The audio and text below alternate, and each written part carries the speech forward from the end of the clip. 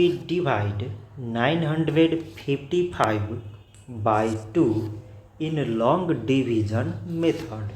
So 2 times 4 is 8. On subtracting we get 1. So now we put down this 5 and it is 15. So 2 times 7 is 14. On subtracting we get 1.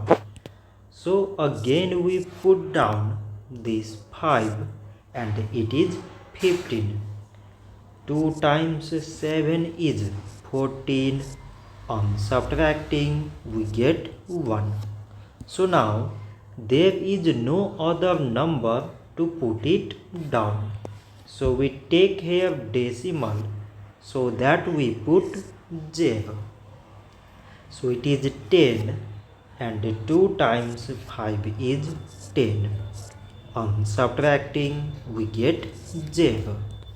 So 955 divided by 2 is 477.5.